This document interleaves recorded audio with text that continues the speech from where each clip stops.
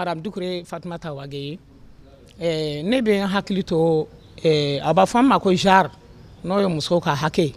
ani mɔgɔw bɛɛ lajɛlen bɛ fara ɲɔgɔn kan cogoya min na ka ji tɔpɔtɔ ne b'o baara de la ani kɛlɛw bɛ se ka dala sa cogoya min na jiko ta fan na ne ka baara y'o ye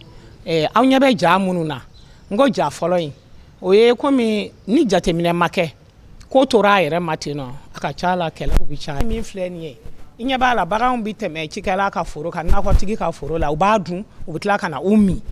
o tuma kɛlɛ bɛ de b'o yɔrɔ la o ye kɛlɛw kɛ o tuma kɛlɛ ninnu kan ka dala sa cogoya jumɛn na walasa i b'i niyɔrɔ sɔrɔ ji in na ka sɔrɔ degun ma sɔrɔ a la kɔlɔlɔ ma bɔ a la o de kosɔn jɛkafɔw de kɛra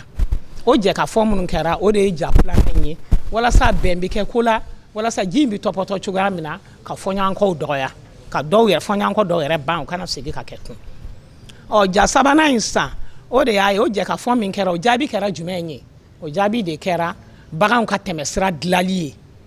ka forotigiw ka foro to yen nɔ baganw ka tɛmɛsira ka dilan u bɛ tɛmɛ cogoya min na ka taa u miniyɔrɔ la ka sɔrɔ u ma tiɲɛni kɛ nakɔtigiw ni forotigiw ye o de ye o ja ye o ye a jaabi de ye komi jɛkafɔ jaabi de y'o ye o de kosɔn an ko gestion intégrée des ressources en eau o ye jɛkasigi de ye komi n y'a fɔ cogoya min na n ko bamananw ko jɛkafɔ de ye damu ye ni sigikafɔ kɛra fɛn fɛn la ɲɔgɔn faamu bɛ sɔrɔ a la o jaabiw de ye nin ye walasa dɔ bɛ bɔ kɛlɛw la o de kosɔn an ko gestion intégrée des ressources en eau o ye jɛkasigi de ye komi n y'a fɔ cogoya min na n ko bamananw ko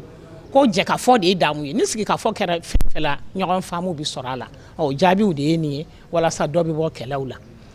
ja min tugulen b'o kɔ komi nin ye m'a fɔ ko mɔgɔw ka ca la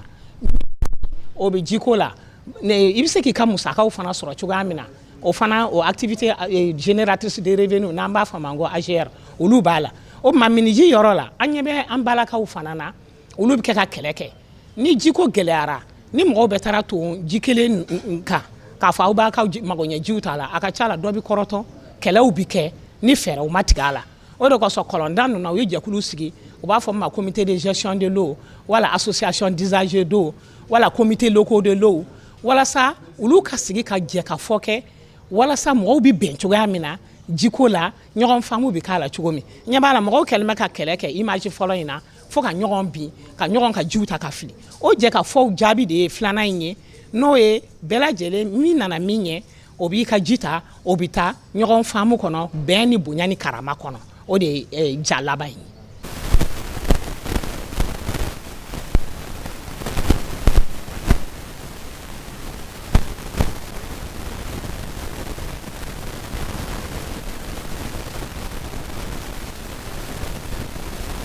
Nɛkɛ komi n y'a fɔ cogoya min na conflit la n'i ye ji sigi yɔrɔ min na i bɛ fɛɛrɛw sigi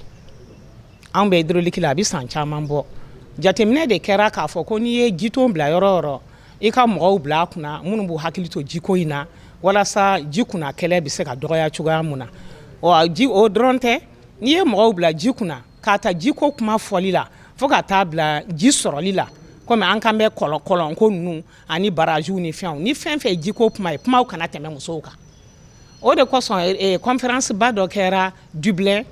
san 92 kɔnɔ o conférence y'a jira k'a fɔ ko jɔsen 4 de bɛ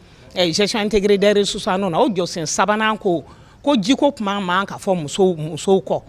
jiko ji ye musakako de ye ji ye jɛkafɔ de ye ji ye fɛn ye fɛn min ni mɔgɔw bɛ to ka ɲɔgɔn yaala ka caya a ka ca la kɛlɛw bɛ dɔgɔya a ka ca la musow donnen bɛ fɛn fɛn la ka caya o tuma o de bɛ yakubaya o ko de bɛ sira sɔrɔ o de kosɔn PCAGIR fana ye jateminɛ kɛ ka ɲɛɲinini dɔw kɛ min bɛ jiko yɛrɛ kɔnɔ Mali kɔnɔ yan nɔ a n'an kɛrɛfɛ jamanaw n'a bɛ fɔ a ma ko état lieu du genre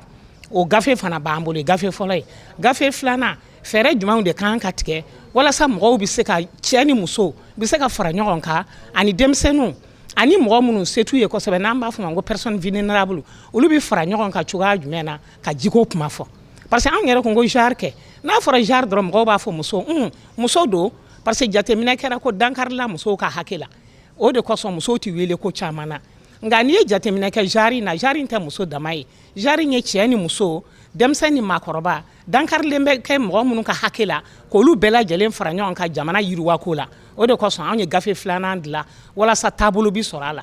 mɔgɔw bɛ kunnafoniya cogoya jumɛn na jiko kan cɛ ni muso mɔgɔw bɛ kibaruya jiko la cogoya jumɛn na mɔgɔw bɛ kalan cogoya jumɛn na wala n'i y'a mɛn i ka se kuma fɔyɔrɔ la i ka se ka bila